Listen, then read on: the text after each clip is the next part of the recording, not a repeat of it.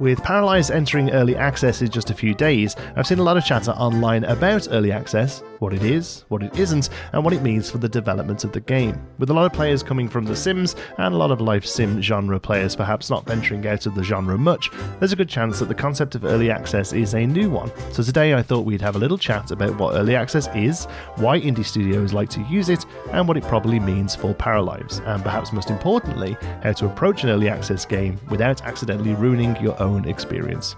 And yes, before anyone asks, this is absolutely one of those manage expectations while still being excited videos, classic life sim community stuff. Hello you, welcome to Geekism. Early access is essentially a public-facing development phase of a game. The game is available to the public before it's considered fully finished, allowing players to jump in early while developers are still shaping the final form, adding features, fixing bugs, and balancing systems. A pessimistic view of early access is developers will use it to generate revenue with an unfinished product, grabbing cash from hopeful fans before they even realise the game is a mess.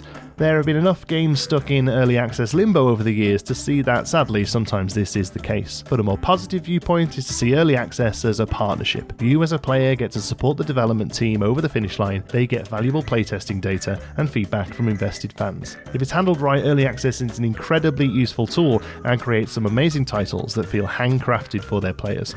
Some incredible games have come out of this process. Minecraft basically became the blueprint for successful early access before the term was even really used. But, and this is an important bit, early access isn't a demo. It isn't a polished release with a few kinks to iron out, it is an unfinished product by design. But Paralives seems to be doing it right. It's had one of the most open and communicative development periods in any game I can think of, from the initial tweet of the scaling window 7 years ago and over 350 Patreon posts detailing new features as they are developed to now clearly detailing what to expect from the early access period. But it is worth noting that Paralives is in a slightly unusual position. Most indie early access games don't spend years being viewed as the possible future for an entire genre, but Paralives kinda has. Whilst I'm sure the developers haven't intended to carry this burden, for a lot of life sim fans, especially people frustrated with The Sims 4, games like Inzoi and Paralives have become this symbol of hope and possibility, and that creates expectations that are honestly a little worrying. People aren't just hoping for a good indie game here,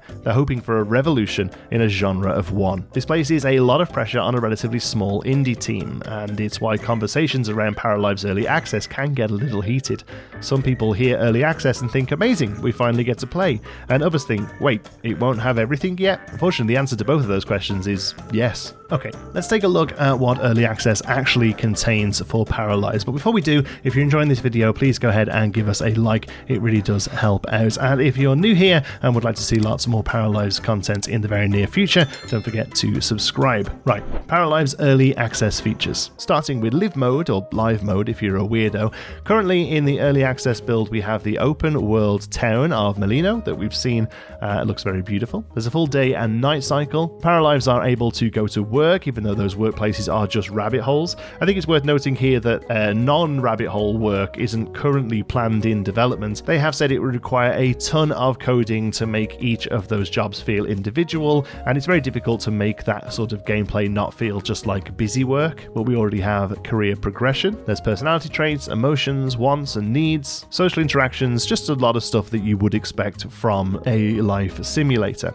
The stuff still to come includes weather and seasons, and a calendar, family trees and deeper genetics, dogs, cats and horses, cars and bicycles, boats and houseboats, swimming pools and everything that comes alongside them, story progression for NPCs, gardening and fishing, being able to organise social events such as parties or weddings, calling other paras on the phone, tools to edit and create new towns, and more personality traits, wants, ambitions, jobs, etc, etc. I think it's worth noting that not every bullet point here is equally weighted. Some of these are much bigger additions than others. And also there's quite a bit of crossover between live mode and build mode, such as swimming pools for instance. Obviously they're listed in both because you can both build them and then have your paras interact with them. Talking of build mode, at the release of early access there will be a colour wheel for everything, hurrah! Flexible wall placement tools including curved walls and the wall placement grid being optional. Split level platforms, multiple floors, being able to move existing walls, object resizing, stairs and roof placement,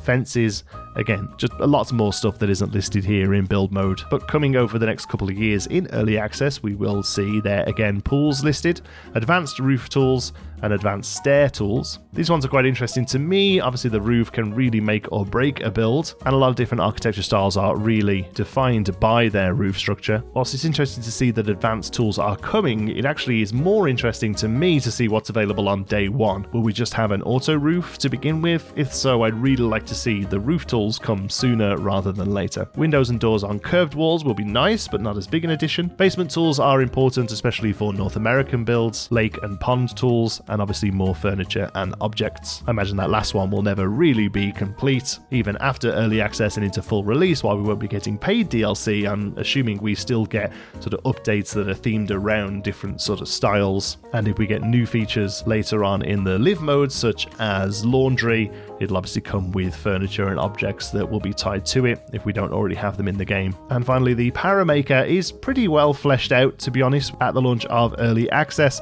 Again, a colour wheel for everything, height sliders, body and face sliders, tattoo placement, layering of clothing, asymmetry for eye colour, socks and more, a genetic system that will be fleshed out with family trees later on, and the creation and managing of multiple outfits. And then coming during early access, the ability to create pets in the Paramaker, advanced genetic tools, and again, much like build mode, just more stuff, items, hairstyles, clothing, etc. Now, this part is important. Criticism during early access is healthy, necessary even. Developers releasing a game into early access want feedback. If players find systems frustrating, confusing, or lacking depth, that information can genuinely help shape the game.